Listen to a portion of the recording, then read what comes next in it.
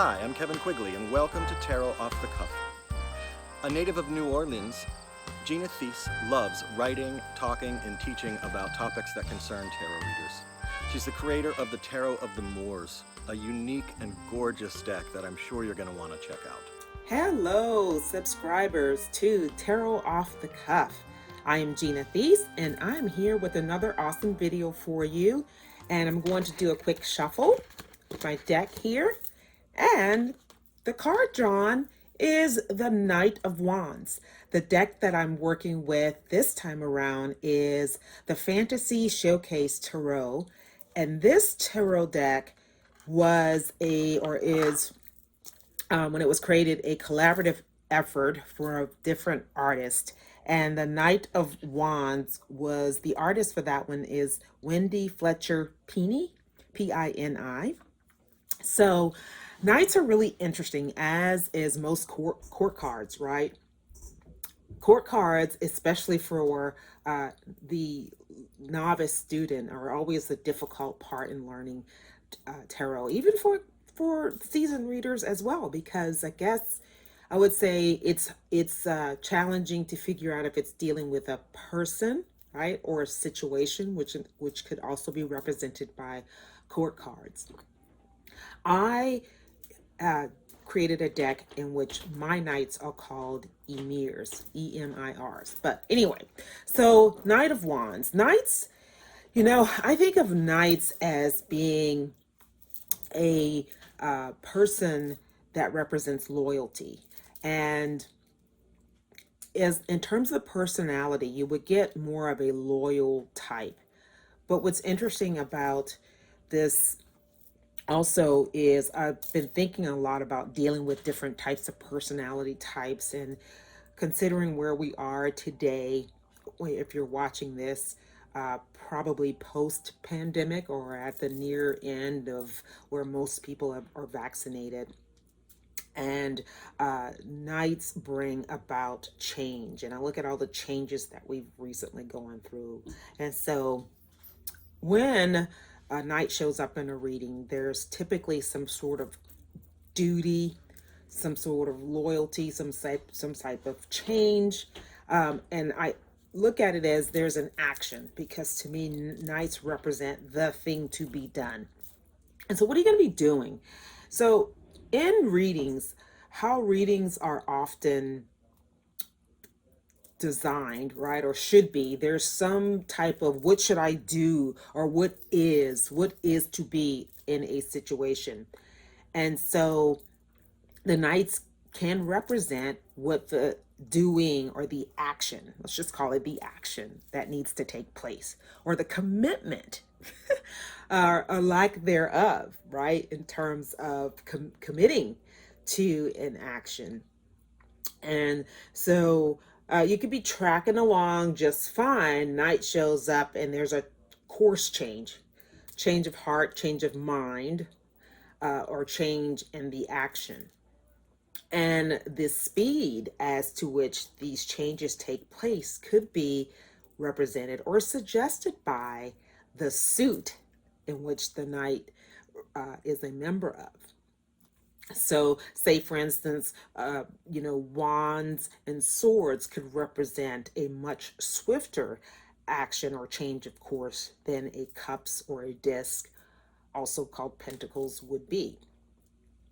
And in terms of a personality type or an age group, I typically look at knights being somewhere around your 20 plus to 30 plus range. Could be give or take, depending on what you want it to be. But during that period, most people, when they're coming, say, out of high school, maybe out of the college and into the career, are really coming into their own, right? And so when you're coming into your own, you're thinking about your career path. You're more committed to what you want to do, right? How you want to be. And so You may not quite be the ruler of your destiny or the outcome, but you start formulating and you start committing to something. You generally know that you want to do a certain type of work or have be involved in a certain level of community. And I'm pretty sure now, with everything that has occurred to us, a lot of people are thinking about how they could be more of service to others.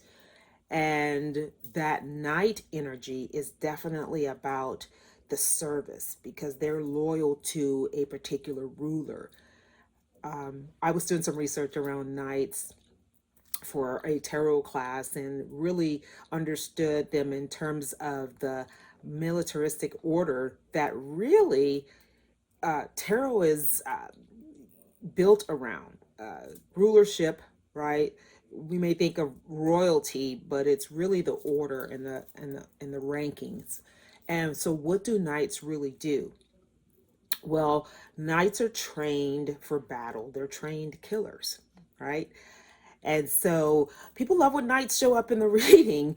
But as I remind them, you know, a knight can be there to rescue your situation or to really take the situation down, right?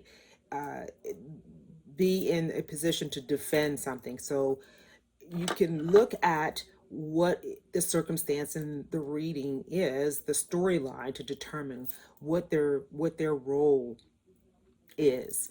So our modern day knights, right? There's a symbolic way of people are knighted, right? Not in this country, but symbolically, or in modern times, a knight may translate to a soldier.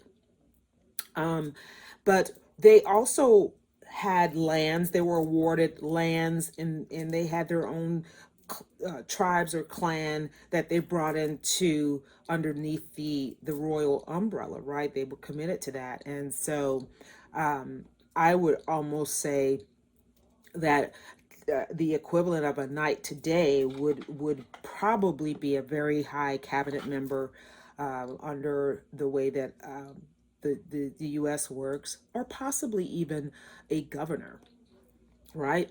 A lot of responsibility. And when the states, they have their own separate rulership, right? And so the Knights had something similar going on in terms, but when it was time to commit to the country as a whole, say for instance, going to, or under the king, going to war, they had to bring and be loyal to and pledge their loyalty. And so then it was like, well, it's time to go. Duty calls. And so that loyalty had to be there.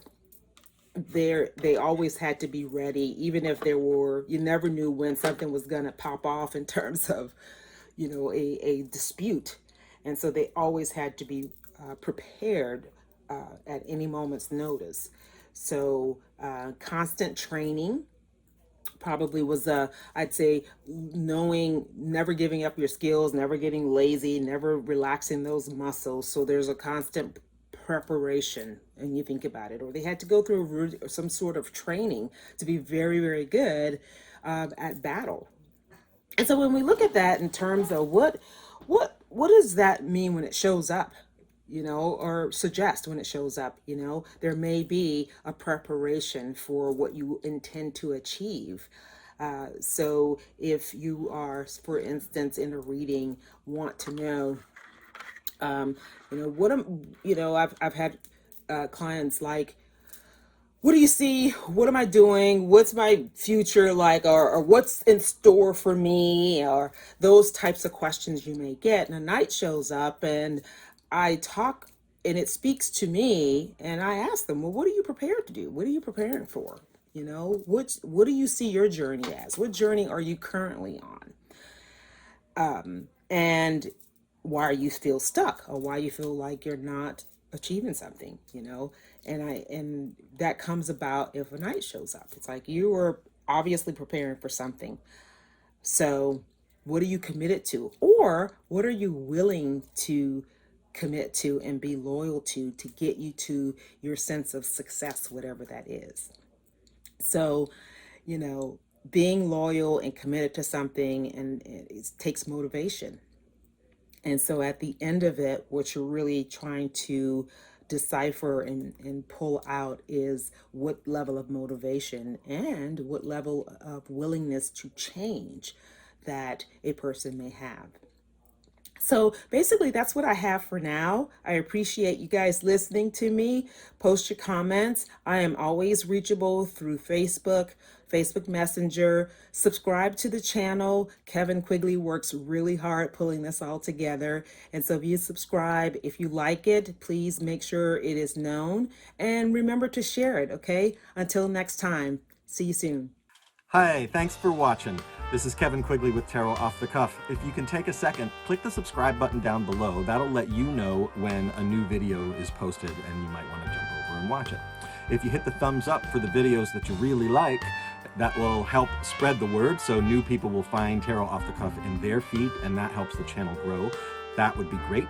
And if you got a question or a comment, positive or negative, whether you agree or disagree, or if you want to add information or your own take on a particular card or a particular topic, put a comment down below. We would love to hear from you. Thanks so much.